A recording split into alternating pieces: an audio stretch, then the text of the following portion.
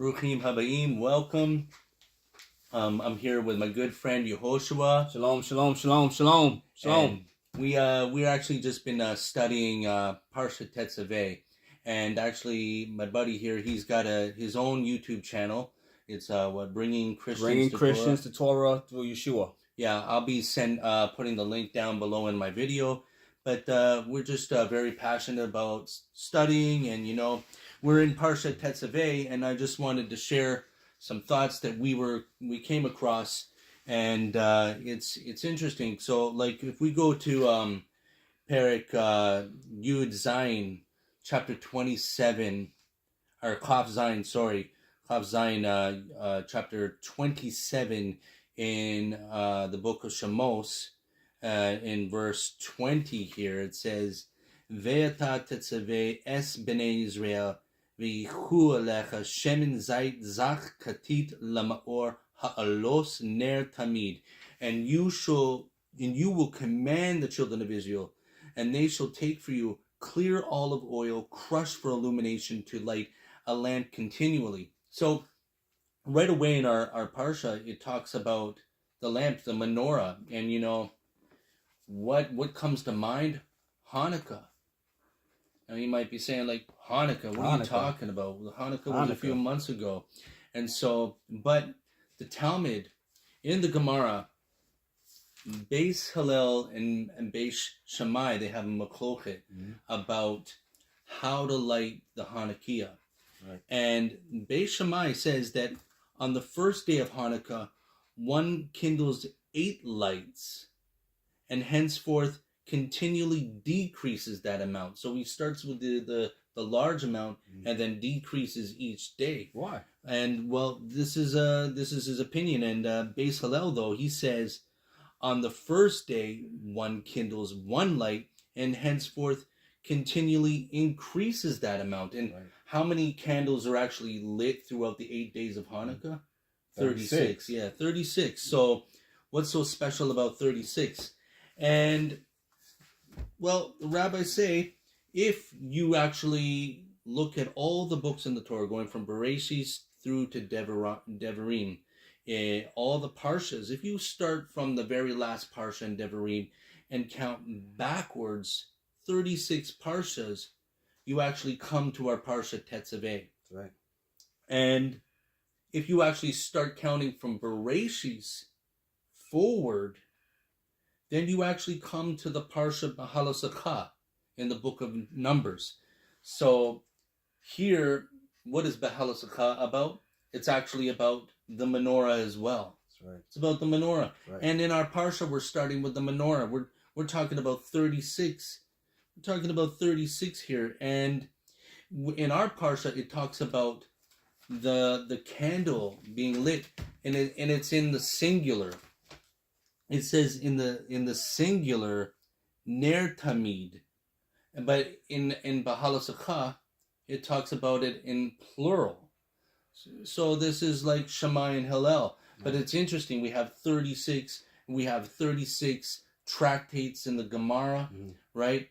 And there's much more to this light. Right. But yeah, it does. In our verse here, it says, "You shall take for you clear olive oil." Katit lamaor. What does this say? What does this mean? Well, it says shemen zait zak katit lamaor, pure olive oil pressed for illumination.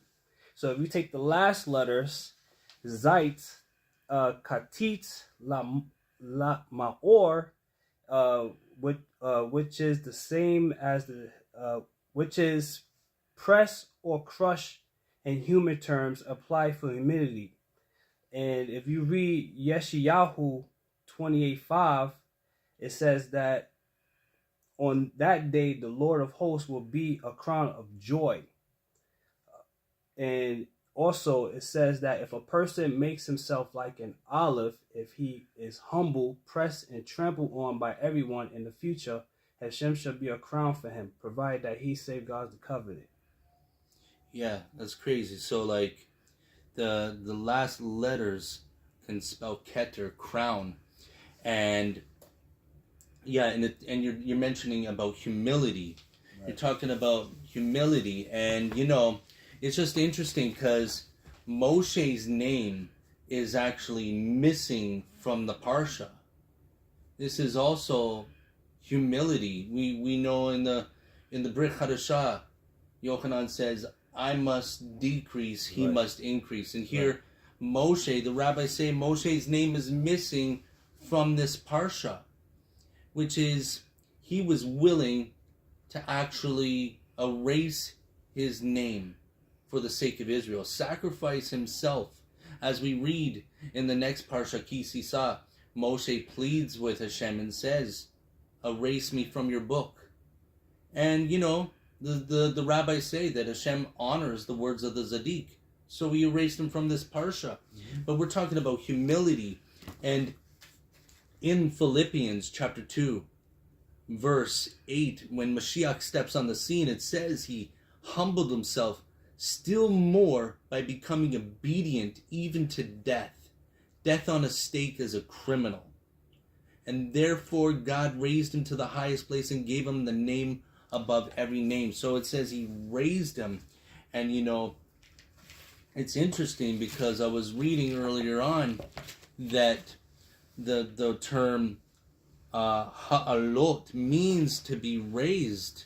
Actually, the pasuk uses this unusual term leha'alos rather than the more common word lehadlik, which means to kindle the menorah. Lehalos actually means to rise, to raise up. Right. You see, and not only that, the neshama is similar to the ner, the candle, which consists of a wick and a flame. In Mishlei chapter 20, verse 27, in the same way the source of a flame is its wick, one's heart is the catalyst for the rest of the body to perform its desires. When it receives appropriate nourishment from the wick, the flame, the neshama rises alone. We see this more about rising up, okay? And again, there's more to this word katit, being crushed. The numeric value for katit is 830, which equals the total amount of years that the first and second Beis Hamikdash stood. Yeah, that's crazy. Yeah, so that's amazing. The word katit is 830, the numerical value. 830. The same amount of years for the both Beis Hamikdash which stood. And the tractate Masechet Rosh Hashanah 18b actually says that the death of the righteous is equivalent to the destruction of the Beis Hamikdash. Wow. And you know, which is even more interesting because even Yeshua himself, he said, destroy this temple and I will raise it up in 3 days. Destroy this temple and I will raise it up. Yeshua compares himself to the temple. Right. You see, and we are to be a light. The Jewish people are to be a light to the nations. Right. And not only that, we see more to the allusion of these words in here when it says that the clear olive oil, shemen, zait zak, crushed for illumination, that the more that an olive is crushed causes the essence, this is the oil that produces for the light to be shown. And it really means like the crush, to press the olives. And it's interesting because in the Brit Hadashah, we even see that Yeshua goes out numerous times to the courtyard that was actually called in English Gethsemane, but it's really Gat Shemen, which means to press the olive, right. Olive press or wine press. Right. And you see, Yeshua was beaten and crushed. He was crushed, and he caused a flame, illumination through his death to spark all around the world. Right. To have his name known. The Zaddik, who really was crushed so that we could be a light. Right. his flame ignited into his followers. And this is just an amazing concept of the menorah. And the 36, we have the concept of the 36 Zedekim and Hanukkah and all of these things. Throughout the Talmud, we have 36 tractates, and it's really about that hidden light. This is what it represents.